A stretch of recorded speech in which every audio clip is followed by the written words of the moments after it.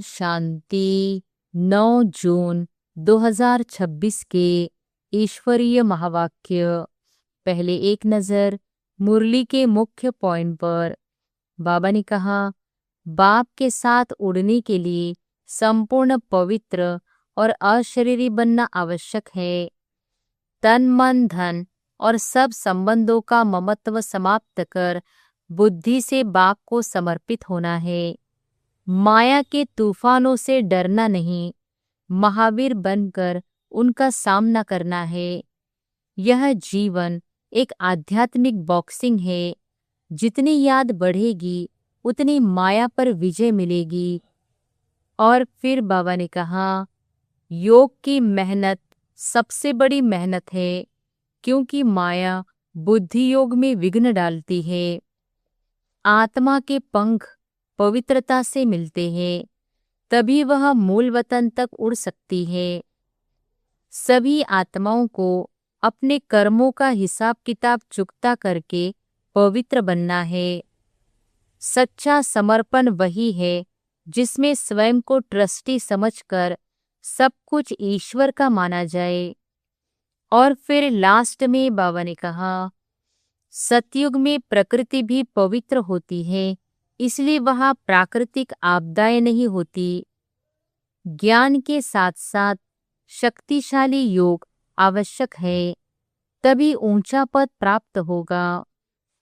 विश्व का मालिक बनने का चांस अभी है, इसलिए समय को सफल करना है।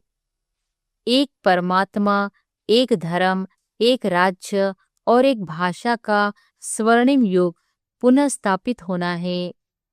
सदा स्मृति रहे, कराने वाला बाप है, मैं केवल निमित्त हूँ। यही कर्मयोग की स्थिति है। और अब सुनते हैं महावाक्यों को विस्तार से।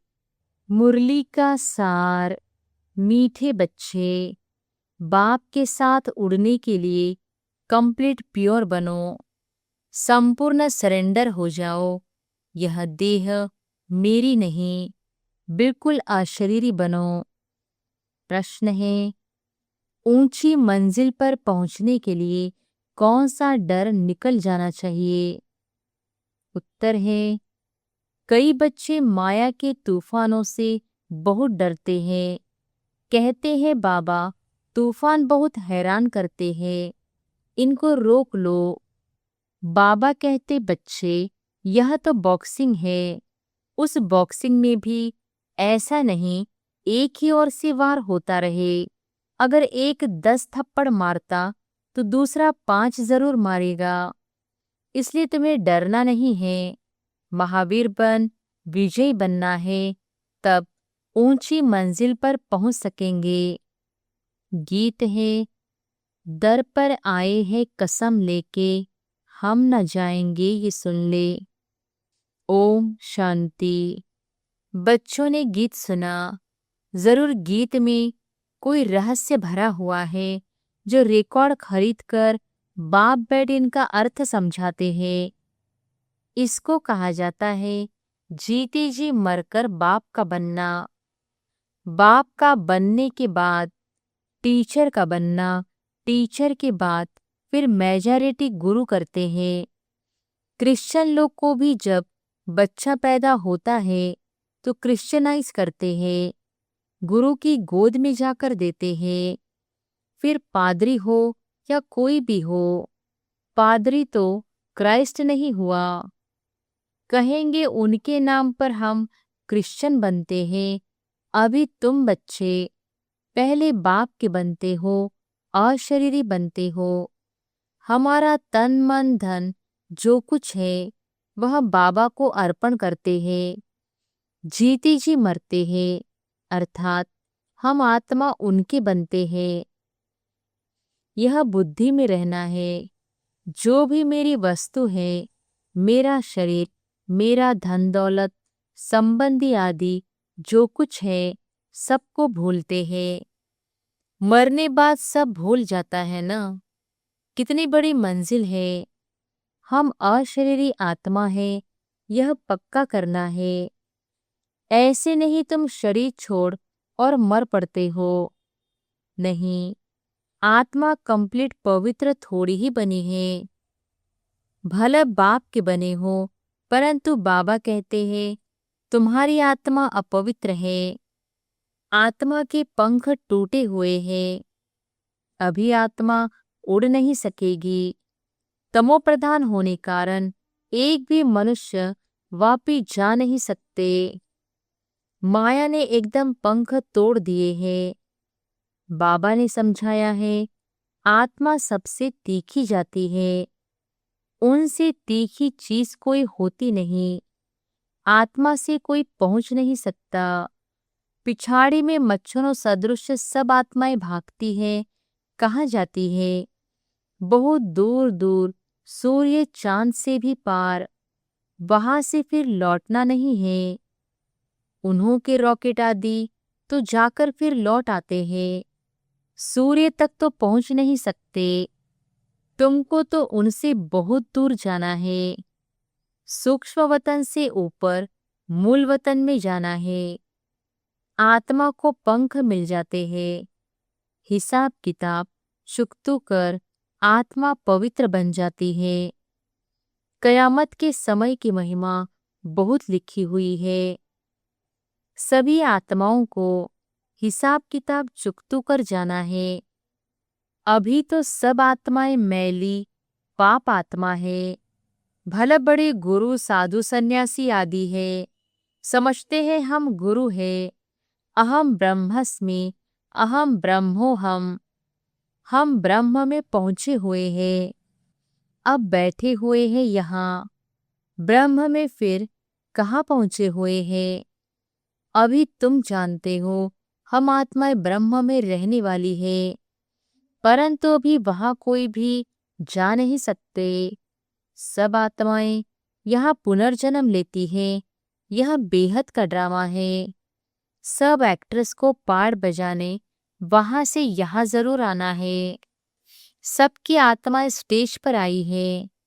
जब विनाश का समय होता है तो सब आ जाते हैं। वहां रहकर क्या करेंगे? एक्टर बिगर पाड़ बजाए घर में थोड़ी ही बैठ जाएंगे।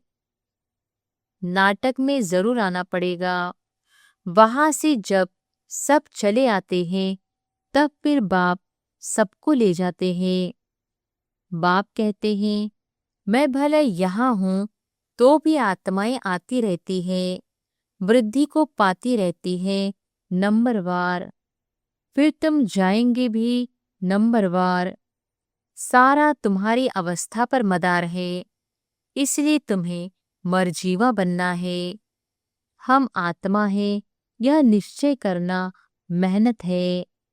बच्चे घड़ी घड़ी देह अभिमान में आकर भूल जाते हैं। देही अभिमानी तब रहेंगे जब कंप्लीट सरेंडर होंगे। यह सब आपका है, मैं भी आपका हूँ। यह देह जैसे कि हमारी नहीं है, इनको मैं छोड़ देता हूँ। बाबा मैं आपका हूँ। बाबा कहते हैं मेरा बन और सबसे ममत्व मिटा दो। बाकी ऐसे नहीं कि यहाँ आकर बैठ जाना है। तुमको अपना धंधा दौरी करना है, घर संभालना है। बच्चे को कर्जा उतारना है मात पिता का। उनकी सेवा कर उजूरा देना है। माँ बाप की पालना का कर्ज चढ़ता है बच्चों पर। अब बाप तुम्हारी पालना कर रहे हैं। शुरू में जो भी आए थे सब ने झट सरेंडर कर दिया। अपने पास कुछ नहीं रखा, सरेंडर किया। उस धन से तुम बच्चे भारत को पावन बना रहे हो। भारत ही बिल्कुल पवित्र था। भारतवासियों जैसा पवित्र सुखी कोई हो नहीं सकता। भारत सबसे बड़ा तीर्थ है जहाँ पतित पावन बाप आकर सारे सृष्टि को, पतितों को भी पवित्र बनाते हैं।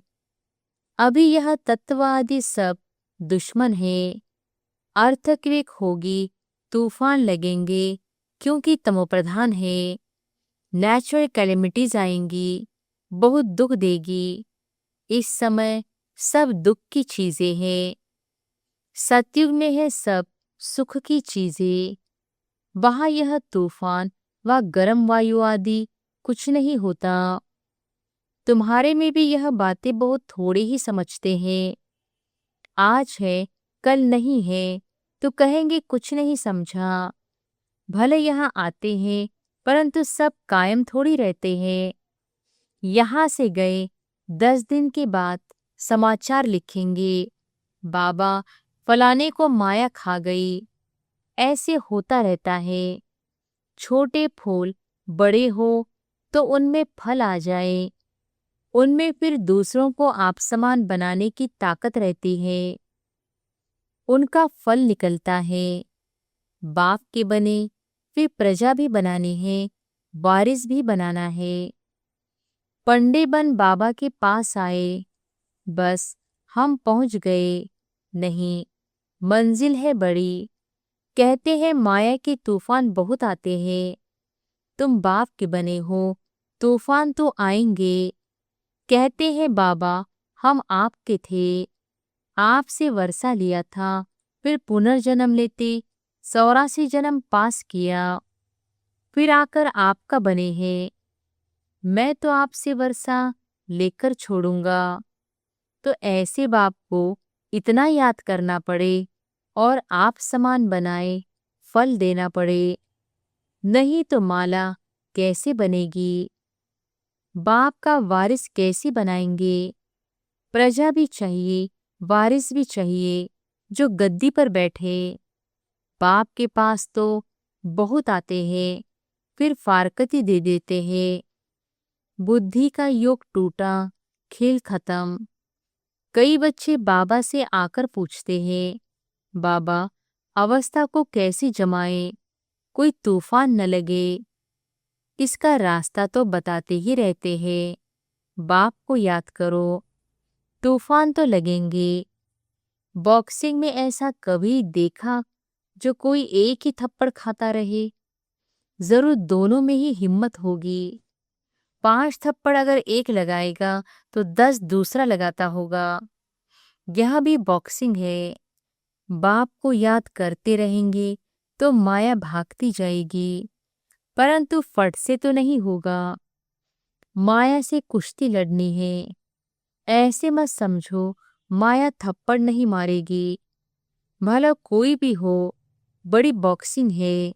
बहुत डर जाते हैं, माया एकदम नाक में दम कर देती है। युद्ध स्थल है ना। बुद्धियोग लगाने में माया बड़े विघ्न डालती है। मेहनत सारी योग में है। भले बाबा कहते हैं ज्ञानी तो आत्मा मुझे प्रिय है, परंतु ऐसे नहीं सिर्फ ज्ञान देने वाले प्रिय है। पहले तो योग पूरा चाहिए। बाप को याद करना है, माया के विघ्नों से डरना नहीं है। विश्व का मालिक बनते हो ना, सब बनेंगे। 16,108 की माला तो बहुत बड़ी है, अंत में आकर पूरी होगी। त्रेता अंत तक कितने प्रिंस प्रिंसेस बनते हैं, कुछ तो निशानियां है ना। 8 की भी निशानी है, 108 की भी निशानी है। यह बिल्कुल राइट है। त्रेता अंत में इतने 16,108 प्रिंस प्रिंसेस होते हैं।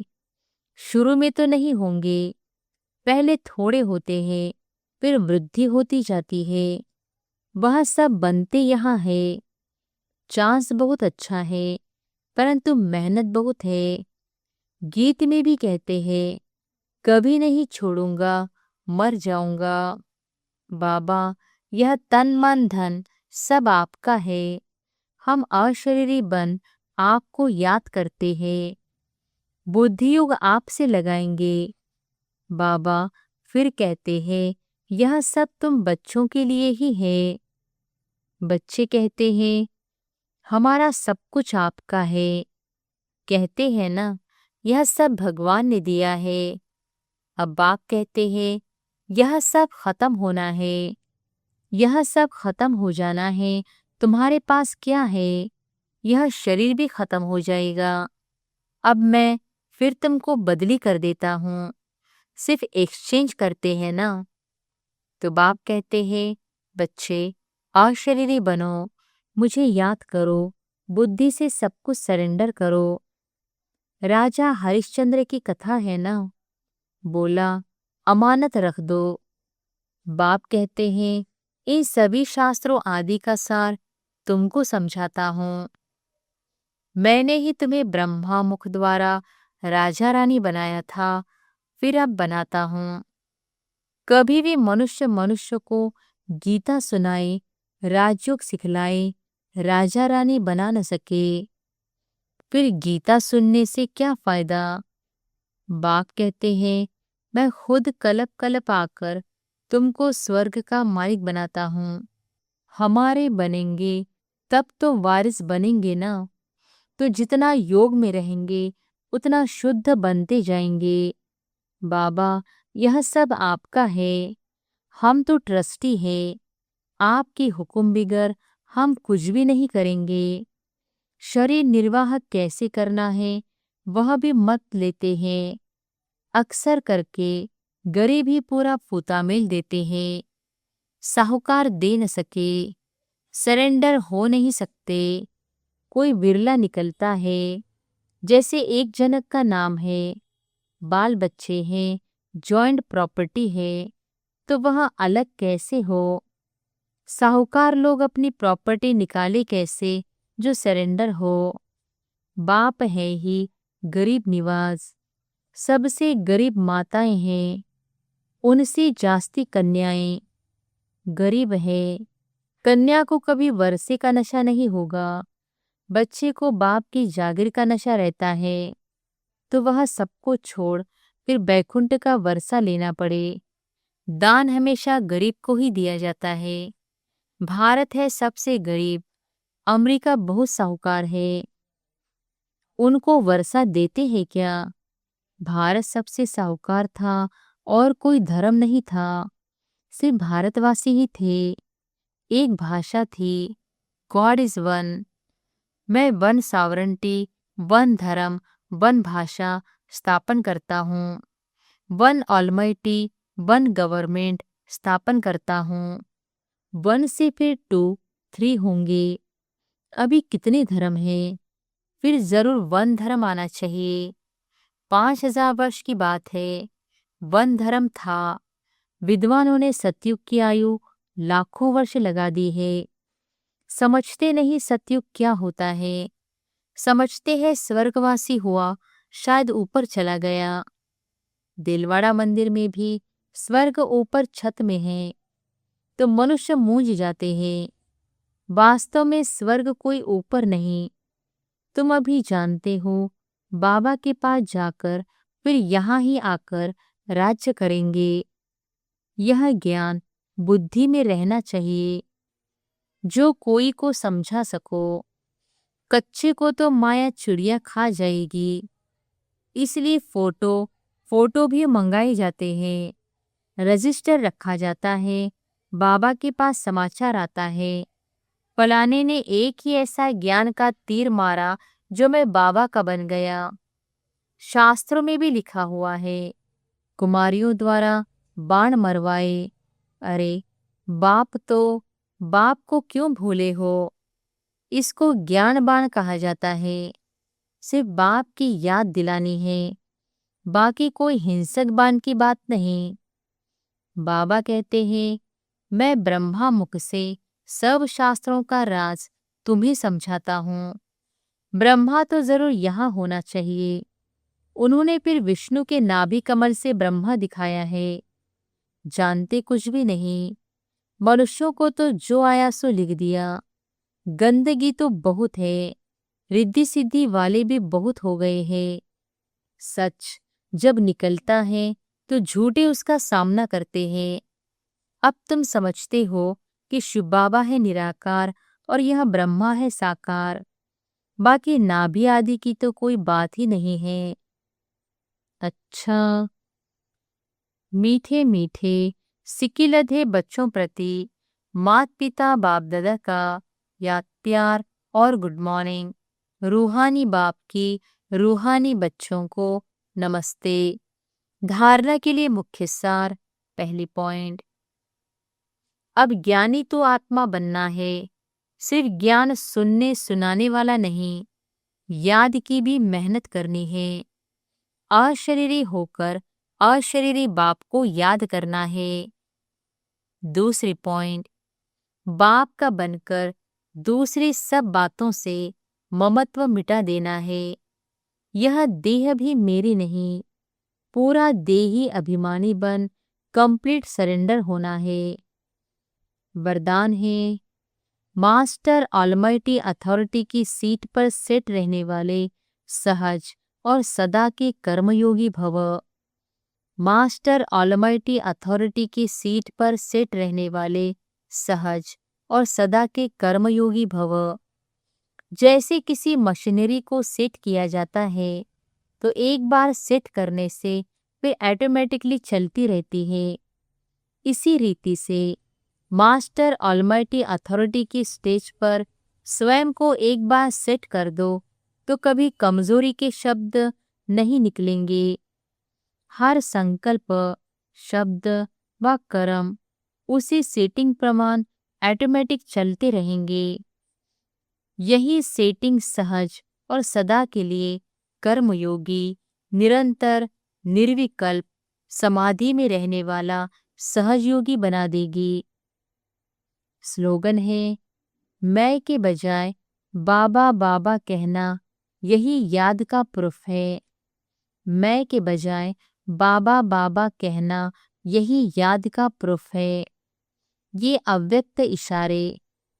सदा हर्षित रहने के लिए अपनी नेचर को सरल बनाओ, सहनशील बनो। जो सहनशील है वही ड्रामा की ढाल पर ठहर सकता है और हर्षित रह सकता है।